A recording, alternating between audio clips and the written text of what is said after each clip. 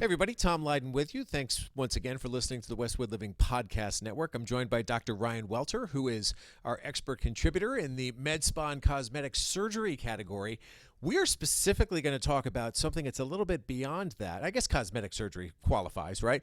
Hair restoration. I see some of the stuff that you post and I almost can't look at it. And you're like, oh, but it's very, very cool. Very technical. You let people get up close and personal to what you do. So let me just set the stage this way. Give me your overview of the concept of hair restoration and how it's changed in the amount of time that you've been doing it. Well, first of all, I just want to, again, thank you for having me on the podcast, and I'm really excited to be able to talk about the things that we do. We do a lot of great, exciting things, and it's nice to have the opportunity. Hair restoration is very dear to my heart because it's really one of the first ways that I got into the cosmetic world. I'd done a lot of things with cell-based therapy. We talked about that in the previous podcast, and then really found someone who did hair restoration, and we became kind of kindled at the hip and started to do it some 20 years ago now. Back in Taunton we started. Now we're up here in Westwood.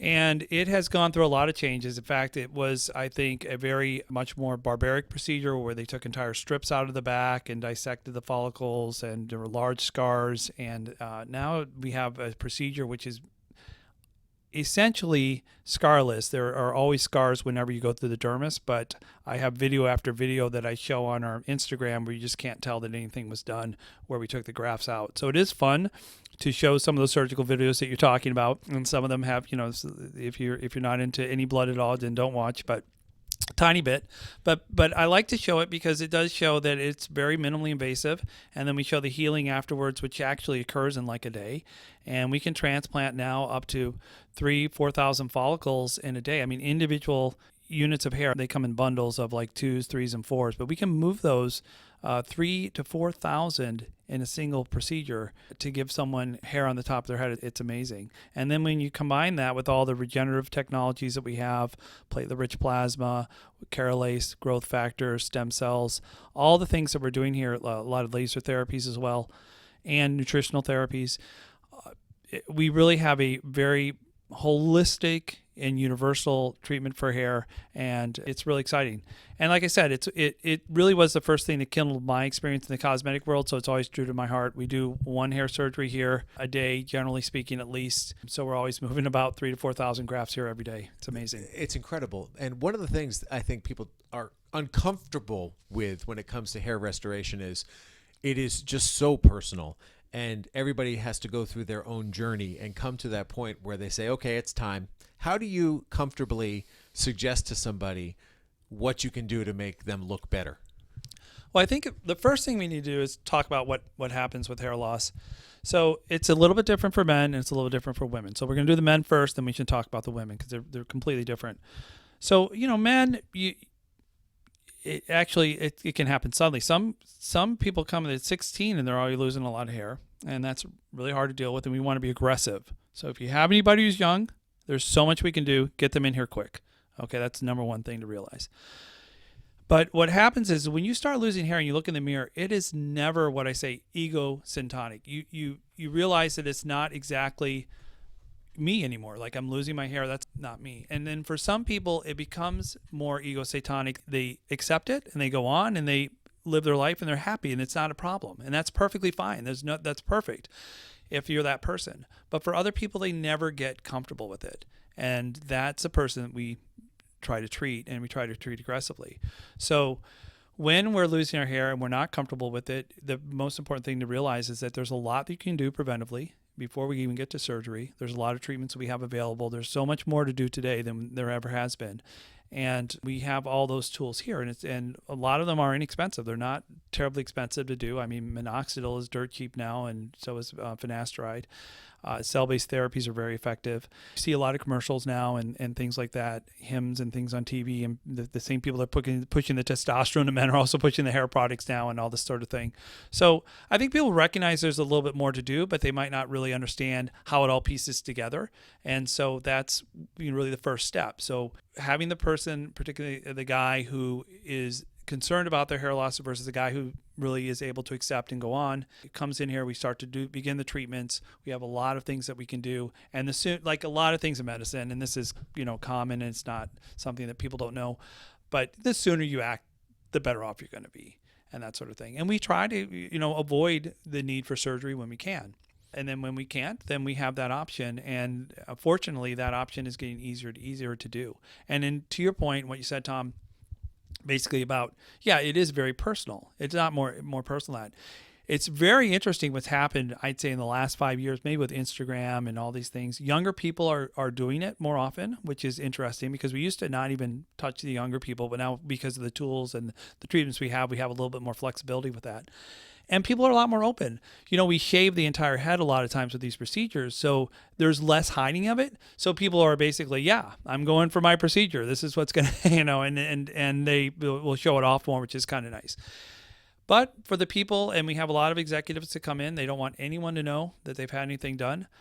We do a long hair FUE where we can take out the hairs individually one by one without having to shave. It's a little more rigorous to do that, but there are ways to conceal the procedure as well for those that want to do that. But more and more people are a lot more open with it, and it's becoming a kind of a bit of a thing. People are traveling more to do it. They're seeing other people do it. And so it's becoming more accepting than it was certainly when I started, when nobody wanted to let anybody know that they ever had a procedure in hair or anything like that. Now let's talk about women, because it is such a completely different landscape, and it's biologically different too.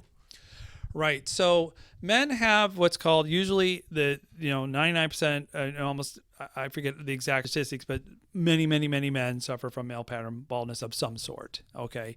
And it's very accepted. I mean, you can live as a male with male pattern baldness and not be called out for it. But women, when they lose their hair, it's a completely different story. And it's never egocentric. You never get used to it if you're losing your hair. And unfortunately, women have many milestones in life when they do lose their hair. They can lose their hair during the adolescent period as they begin menarche and that sort of thing. They can lose it during each and every pregnancy, can cause a large hair loss cycle. Stress cycles as well for men and women, but also for women. And then menopause is another huge one.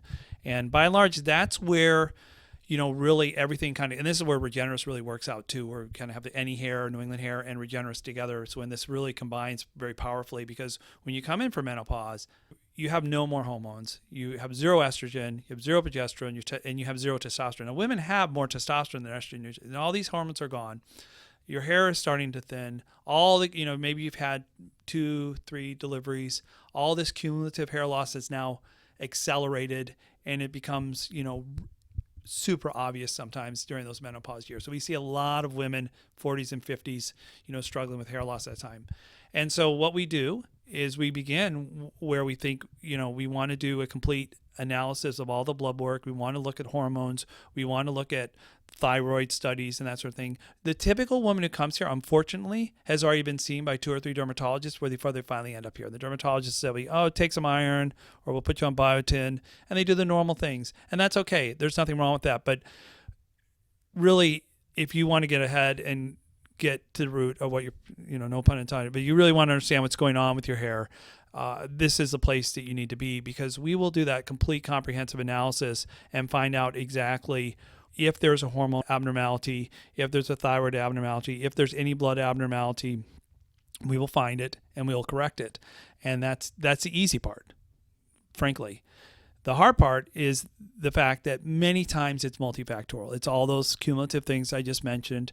And so we have to figure out a long-term comprehensive treatment plan that helps improve the hair. And for women, surgery is usually less of an option. So we really want to rely on cellular medicine and all these other tools that we have, including nutritional tools and a lot, like I said, the labs and everything else that we can correct.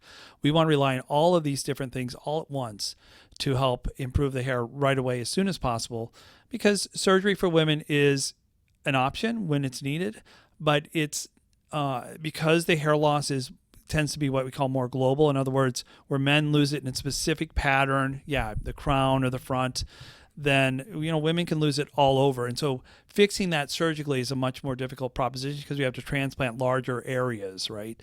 So we really want to be on top of it early. So if you're a woman losing hair, if you think you're thinning at all, again, extremely important to try it again right away, because that's when we can make the biggest impact. The knowledge base is there. Obviously, the expertise is there. What I notice and I have learned about you is the bedside manner. How did you learn that? Because this is such a delicate topic, and being able to deliver options and counsel in a way that is received positively, that's a skill. Who did you learn that from? Well, I've been fortunate to have unbelievable mentors throughout my life, particularly in the cosmetic surgery world. I work with some of the top guys everywhere. I'm going to Paris next week to lecture at MCAS.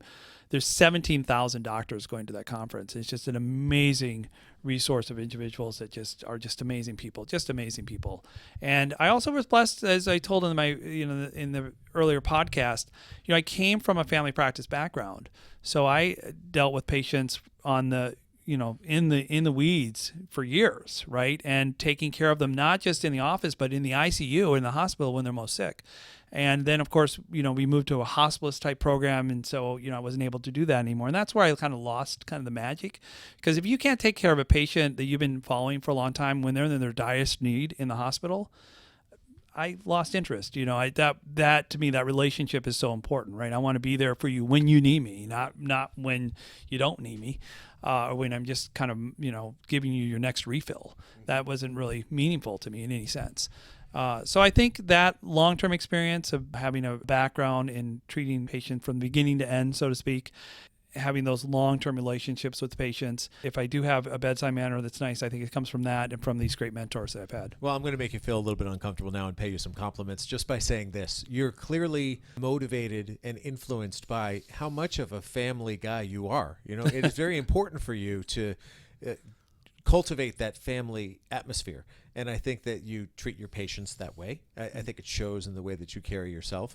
And I think it's going to be great to watch over the course of the next couple of months here, this building continue to expand and the practice continue to grow. And we are certainly lucky that we get to read your expert columns and we get to learn from you and your expertise and all those years of education that you've absorbed and all of those years of clinicals and everything else that we've talked about over these 3 episodes. So thank you for your support of Westwood Living as a sponsor and advertiser, for your contributions as a doctor and expert, which is very valuable, and just for being a really good colleague and guy who I now consider a friend. So thank you. Thank you, Tom. That's really nice. Thank you for having me. Of course, and good luck in France. Oh, thanks. It's going to be fun. It's going to be a great conference. I'm really excited. I haven't been to this one yet, so it's going to be I'm carrying the Regeneris medicine session with my good friend John Cole, who's been a leader in hair transplant for years, and he's down in Atlanta. So I'm very excited taking the red eye tomorrow night. So we'll see how it goes. Good stuff. That is Dr. Ryan Welter from Regeneris MedSpa and Cosmetic Surgery. Of course,